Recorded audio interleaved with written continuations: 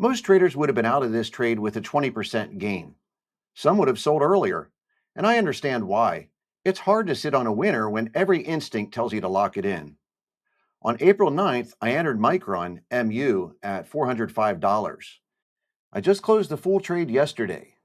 I sold the first half on May 6th for a gain of 63%. And I sold the rest of the trade yesterday for a 97% gain. So that's an average gain of 80% across the full trade.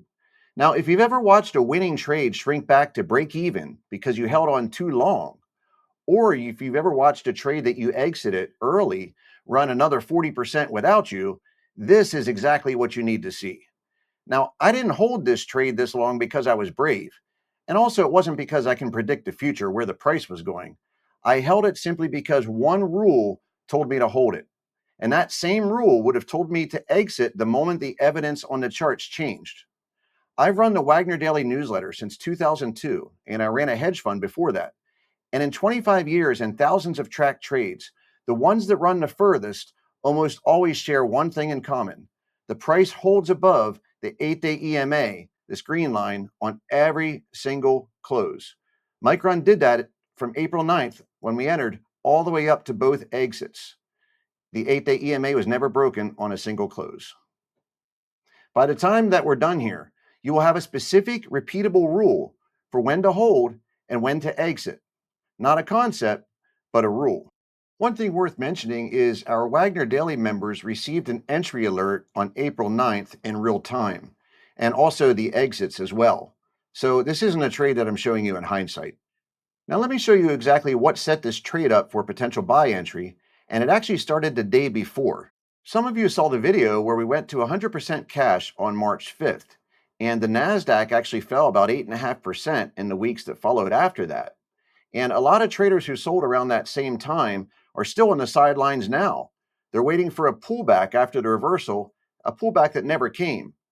And we got back in on April 9th because our rule told us to. It was not our opinion. It was not a prediction. It was a rule. And that rule is exactly what sets up everything you're about to see in this trade. Now, before I show you the buy signal, I want to be clear about what our market timing model is not. This is not market timing in the way that most people think about it. There's no model that predicts where the market is going or tries to call tops or bottoms. That's not what we do at all. What we have is a set of rules that tells us what the charts say right now and what to do in response to it. So we do not predict, we simply react to the rules of our proven framework. And we only buy when our market timing model is in buy mode, that's in a confirmed uptrend. We don't buy when the market's in a downtrend. So what you're looking at here is a daily chart of the NASDAQ. Now, what generated our buy signal on April 8th was the NASDAQ registering what's called a follow-through day. That's when the NASDAQ closes at least 1.5% higher than the previous day, on volume that was higher than the previous day, and at least 4 days after the market formed a low. All right, so that happened on April 8th, and that was the signal we were looking for. And at the same time, that also put the price of the NASDAQ back above the 50-day moving average, this red line. So that was a little bit of confirmation there. So that made April 9th our first actionable day after the new buy signal. Again, not a prediction, but a protocol. Because a lot of traders were still scared to enter the market on April 9th because the news out there was still bad, but the rules of our methodology said the buy signal was there, and that was enough. All right, so we bought Micron on the open on April 9th at 405, and at the time we got in, we told our members that our stop price was 393. We never enter a trade without setting a stop at the same time because you always want to know exactly what your risk is in advance. After we've determined our entry price and our stop price, the next thing we need to do is calculate our risk per share. And it works like this. It's a simple calculation. You take the entry price, which is 405, and you subtract the stop price, which is 393, and you're left with a 12-point stop. Now, when we share a trade alert with our Wagner Daily members, we do not just give the entry price and the stop price. We also give them the exact position size as a percentage of the account, because consistent risk management is not possible if every trader is sizing differently. And our position sizing formula is simple, and this is the same formula that we used on this trade. Here's how it works. First thing you need to do is you figure out your maximum risk per trade. Now, we risk no more than 1% maximum risk per trade. which means that no matter what the trade is, if it hits our stop, we've lost no more than 1% of the account. So that's the first thing that you figure out.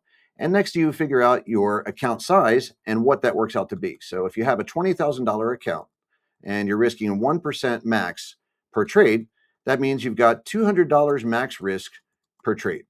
So the final step is we need to figure out how many shares you can take based upon your maximum risk. So you take your $200 maximum risk and you divide that by the distance to the stop. So we've got a 12-point stop, right? So 200 divided by 12 is going to tell you that you can take 16 shares. It's actually 16.6, so we'll round down to 16 shares. So that's it, all right? Even though you have a $20,000 account, your position ends up being about $6,400, and your maximum risk is $200, not $6,400. So every trade becomes a $200 question, not a $6,400 question.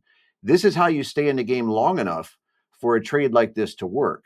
You're not risking 32% of your account, you're risking 1% of your account because the position size is set by the stop price, not your conviction in the trade. So if the trade hits this stop, the loss is $200. It's not a career-ending event. Next, let's get into the exact rule that told me to hold every single time this trade tried to scare me out too soon. And if this is resonating with you, I put together a free 90-minute workshop called The Real Reason 90% of Traders Fail. The link's in the description, and I go much deeper into the complete methodology there. Now, when a stock breaks out, or a cryptocurrency or any asset type for that matter, the best breakouts will always hold support of their 8-day exponential moving average, which is also known as the 8-day EMA. I've labeled it here. That's this green line that you're looking at. That's what you want to focus on, is this green line. So when you've got a breakout, the top relative strength stocks will always hold above this line as long as the short-term uptrend is intact. Now, the key here is you'll see that when you break out, you'll often touch this line during the day, intraday. But the key point you're looking for here is we don't want to see it close below the 8-day exponential moving average. After we bought, you can see that the price action did come into support of the 8-day EMA about a week later. I circled it there. You can see where it touched the 8-day EMA actually 2 days in a row. And then if we go fast forward another week or so, we got another touch of the 8-day EMA. And then we go a couple more days, we got another touch. And notice the key point here I want to show you is that each of these touches of the 8-day EMA, notice the price never closed below that line. For example, this day right here, you can see by the candle that the price dipped below that level on an intraday basis, but it closed above it, and that's really important, right? And here we had just touches of it, but again, closed above it. So notice that from the time we entered until now, the price never closed below that 8-day EMA, and that's our rule. That's it. If the price closes below the 8-day EMA, we simply exit the next morning on the open. Very simple rule, and it's a great way to manage profits and make sure that you're not getting out too soon in a strong winter. Throughout everything I just showed you, the 8 EMA gave you one answer: hold. Every pullback, every uncomfortable week, the rule simply said to hold, and it was right every time. And in most winning trades, this is the only exit rule you ever need. But this methodology also has a second exit rule, and it doesn't come up too often. In fact, most trades never reach this point. And the trigger is when a move goes so far so fast that the trade itself starts to become a risk. You start to see the price accelerating away from the 8-day EMA at an unsustainable parabolic angle. It's noted by multiple gap ups in a row, with volume exploding higher. And it's the kind of move that feels like it'll never stop. But this pattern is actually a warning sign, not a reason to hold tighter. So this trade triggered that second rule because the first rule, the 8 EMA, never broke. It held. So based on rule 1, we should still be in it. However, let me show you exactly what we saw and why we made a judgment call to sell into strength here instead of waiting for a break of the 8-day EMA. All right, this is what parabolic price action looks like. You see the price starts to accelerate away from the 8-day EMA at a steeper and steeper angle. And that started to happen right around here. You know, up to that point, the gaps were just kind of normal, but notice how the gaps started getting to be more and more each time further away from the 8-day EMA. And that was the reason that we made a judgment call to sell half of the position into strength because we started seeing that parabolic price action, which often signals a short-term climactic top. However, I want to point out that we kept a stop on the second half. We raised the stop to just below the 8-day EMA. So if at any time, if the trade would have gapped down below that 8, we would have been out and locked in profits. Of course, that never happened, and it kept going higher as well. But on the second exit, we got out at a 97% gain because, again, we had parabolic action even further. The volume really started to pick up here, and that's just typically a warning signal. So even though the 8 EMA was not violated, we did have exhaustion signals stacking up. In fact, there were 4 clear warning signs that appeared all at the same time. First is when the price starts to get about 25% above the 8-day EMA. All right. So at this point here, the price was about 20% above the 8-day EMA. And when we sold here, this was about 25% above the price level of the 8-day EMA. That's what we consider to be pretty extended. And each time it gaps up, that gap gets wider and wider, further and further away from the 8-day EMA. Also, the second signal is the biggest volume of the entire move, right? This is the late to the party Charlies, people who didn't buy at a valid buy point. They finally can't take it anymore. They see the price going up. All their friends talking about they're making money. They can't take it, and they finally buy. That's also known as FOMO, by the way. And what happens is you start to see the volume start to pick up as it starts getting parabolic. All right, so that's a warning sign. And the third signal is you start to see wider bid-ask spreads at the peak. When you're near the highs here, you'll start to see the gap widen between the bid price and the ask price. And that's a very reliable warning signal that things are getting out of control.